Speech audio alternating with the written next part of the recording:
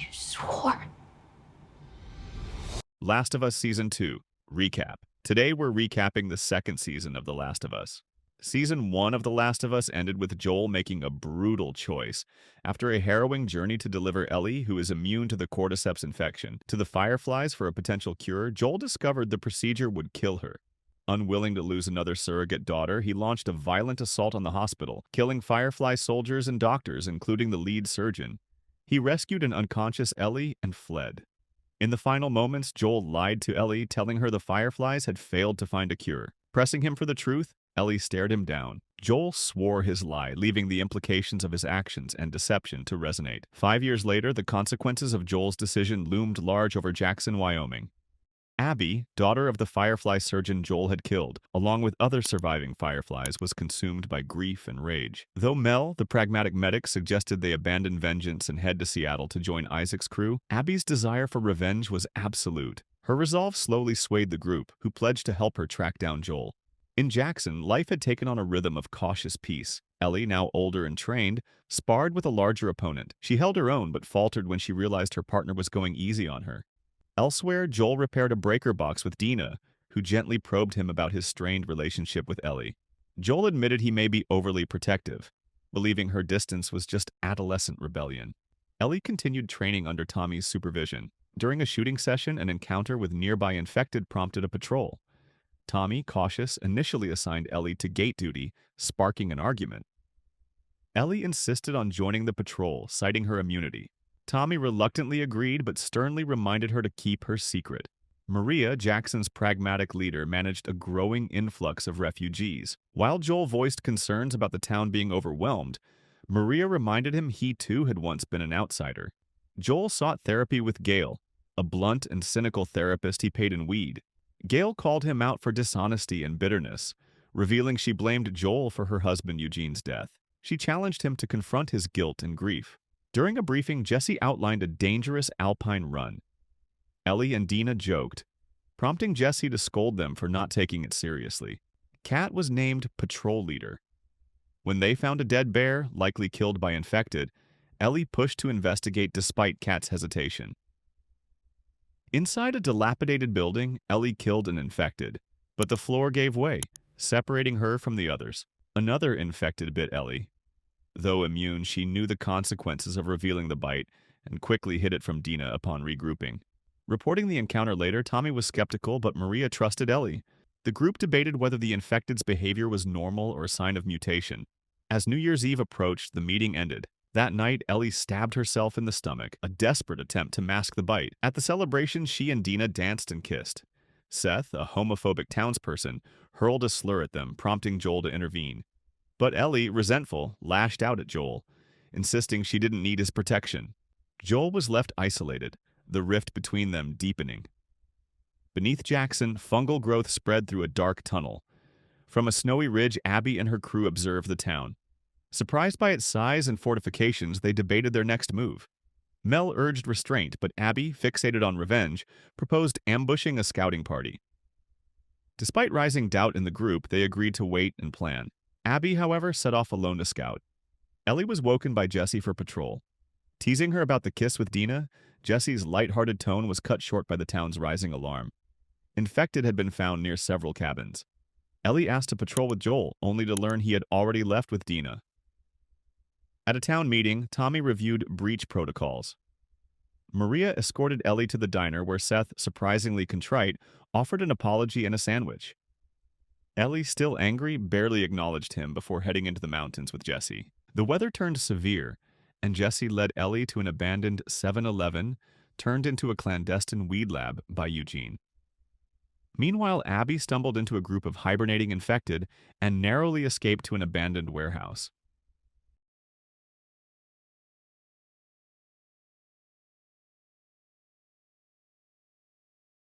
Joel and Dina arrived just in time, pulling her to safety.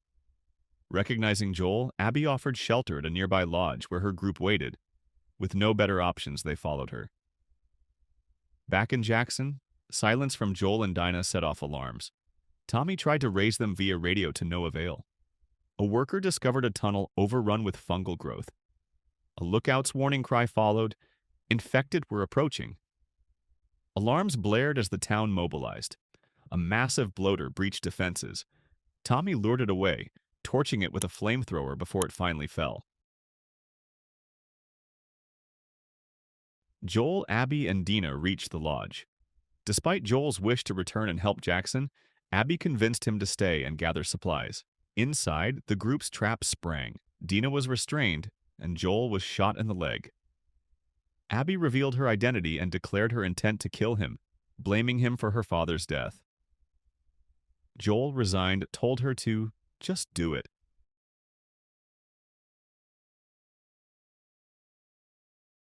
Ellie received word of Joel and Dina's disappearance. Following their trail, she reached the lodge, her heart dropping at the sight of Joel's brutalized form. She begged Abby to stop, but Abby, consumed by vengeance, fatally stabbed Joel in the neck. Ellie's scream echoed as Abby's group fled. Crawling to Joel's side, Ellie wept beside his lifeless body. Jackson reeled from the infected attack. Joel's body was cleaned by a grieving Tommy while medics tended to the wounded. Ellie awoke in the hospital, her screams haunted by Joel's death. Time passed. The town began to recover. Gail checked in on Ellie, who offered only vague answers. Her grief remained buried. Returning home, Ellie broke down upon finding Joel's old watch. Dina visited, thanking Ellie for her visits during the recovery and revealing she had seen the insignia of Joel's killers, the WLF. Ellie accused her of letting them escape. Dina defended herself, reminding Ellie she loved Joel too. Tommy, overhearing Ellie's desire for revenge, insisted on caution and council approval. A new faction, the Scars, religious extremists, complicated matters further. At the council meeting, Ellie passionately advocated for action against the WLF, but the majority voted against it. The risks were deemed too great. Afterward, Tommy voiced concern for Ellie's emotional state, fearing she'd follow the same path as Joel. Undeterred, Ellie began packing. Dina confronted her, and Ellie admitted her plan to kill Abby.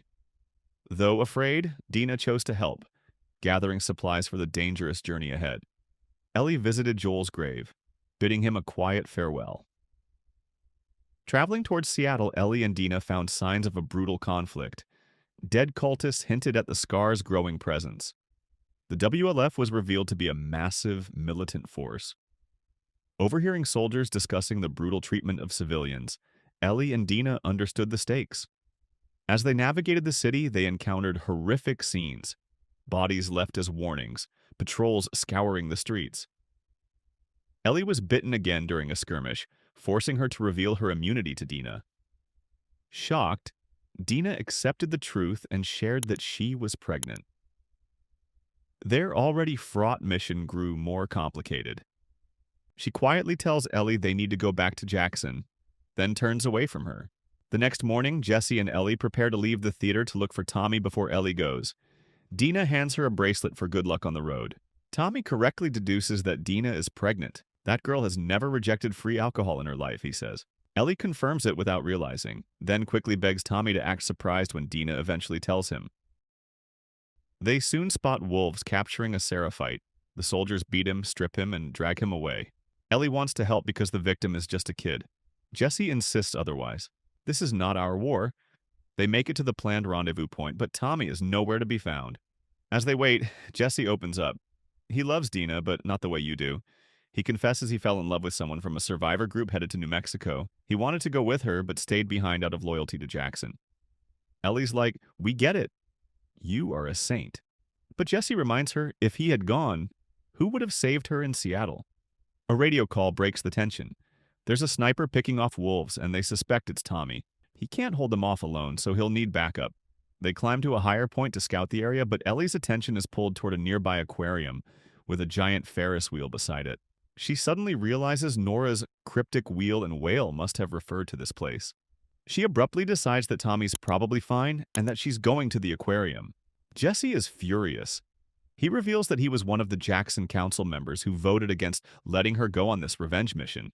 "Because everything you do for you," he says.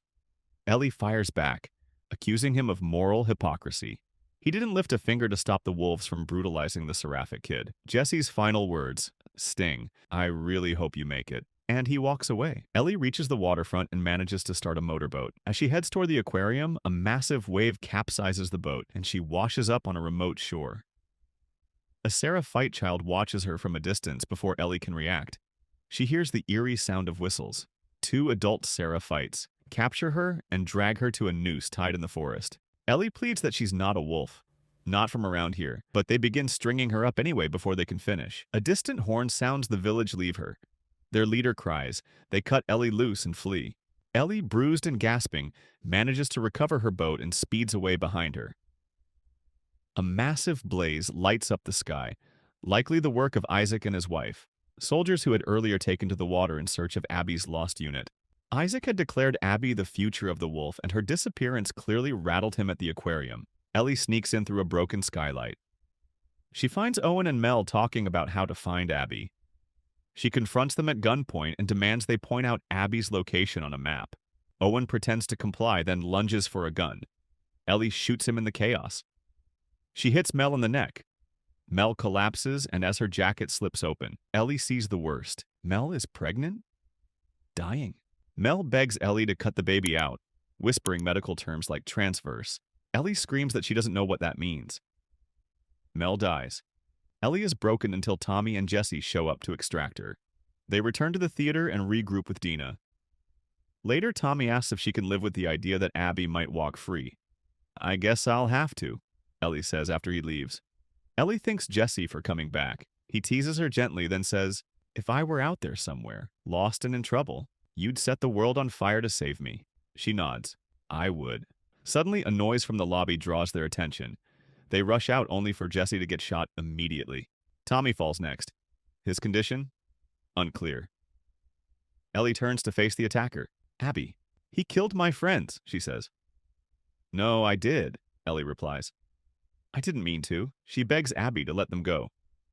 Abby stares her down. I let you live, and you wasted it, she says and shoots Ellie. We don't see if the bullet hits. Instead, we cut to Abby, asleep on a couch. Another wolf wakes her. Isaac wants to see her. She gets up overlooking the base. We see that they're in a bustling football stadium, converted into a well-off base. It reads Seattle Day 1. Looks like Abby's POV begins.